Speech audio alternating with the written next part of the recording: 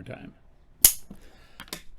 Hi, my name is Chris Durham. Welcome to another episode of Drinks from Eddie Muller's Noir Bar. Each week I take a chapter from the book Eddie Muller's Noir Bar, Cocktails Inspired by the World of Film Noir, and I look at the film in that chapter and make the drink associated with it.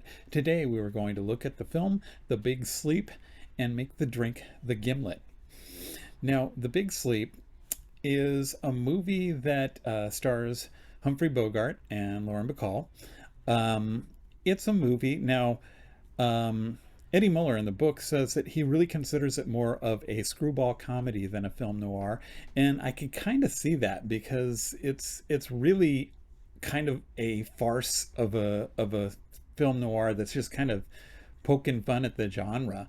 For me, I still consider it a film noir. For the longest time, I really had a lot of trouble with this movie, and the reason I had so much trouble with it was that I kept trying to figure out the story, and I kept thinking, everybody thinks this is such a great movie. I must not be paying close enough attention to it. I must be missing something. Then it dawned on me. I found out one thing that helped a whole lot. Apparently, when someone asked Raymond Chandler, who wrote it, who had killed a certain character, he couldn't even tell you. So once I knew that, I stopped worrying about the story and I just started watching it as a movie. And as a movie, it's awesome. I mean, it's not really about the story. It's about Humphrey Bogart saying cool stuff and doing cool stuff and got other guys getting killed and somebody coming to justice who may or may not have, according to Raymond Chandler, who may or may not have even killed the person in the first place. So you just kind of have to let that part go. The other thing about it is the whole movie is all about every character in the film who has two X chromosomes just throwing pussy at Humphrey Bogart.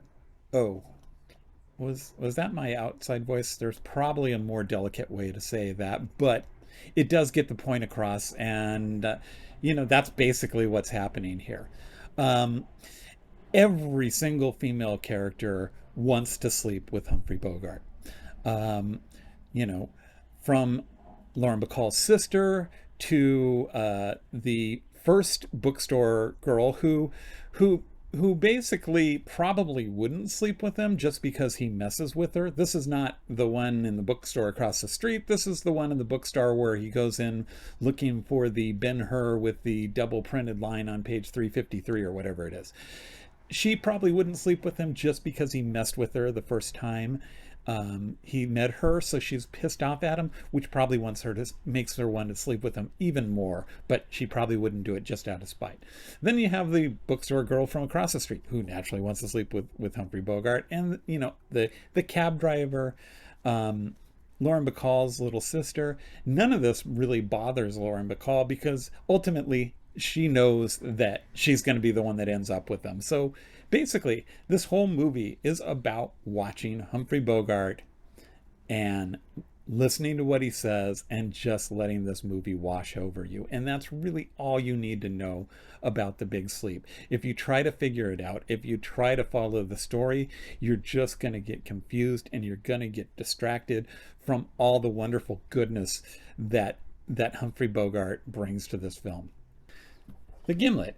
So the Gimlet is a drink that's that if you have ever had a kamikaze, you will probably, and like kamikazes, you will probably like the Gimlet, because basically the kamikaze is kind of a 70s, 80s revamp of a Gimlet, and there you go. So without any further ado, we're going to come back and make the Gimlet and have it, and we'll close it out. Thanks. I hope you stick around for it. Hi, welcome back. So we are going to make our Gimlet. As I mentioned before, this is the kamikaze is kind of a vamp on the Gimlet. Kamikaze uses all roses lime juice, and it also uses triple sec and vodka, and this is gin and fresh lime juice and roses sweetened lime juice. Now, the traditional Gimlet, I think, uses all roses sweetened lime juice, but Eddie's prefers the combination of the fresh and the sweetened, so we're going to give that a shot. So it's a shake and drink, so we're going to start with some ice in our shaker with my incredibly large ice tongs because I couldn't find my normal ones, and I will not worry about that one. Actually, that will go back in the thing. Okay, so, all right, so we're going to start with a London gin, and we're going to use 2 ounces of the London gin, so there's 1 ounce and 2 ounces, and we're going to use 3/4 of an ounce of fresh squeezed lime juice. There we go. And 1/4 of an ounce of the roses.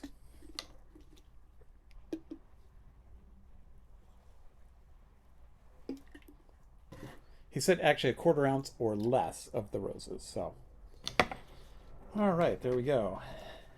And obviously this is a shake and drink, so we're going to give it a good shake.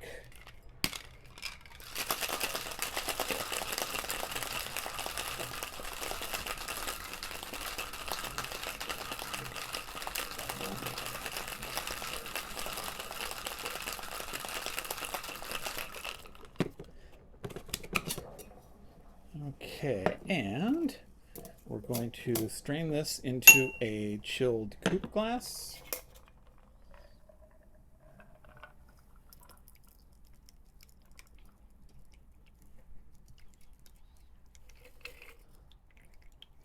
And garnish with a lime wheel, which I don't know that works on this small of a glass, but I think it does as rather small lime.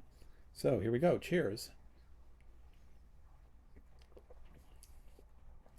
Wow, much tartar than what I'm used to with a kamikaze for my wife, but good.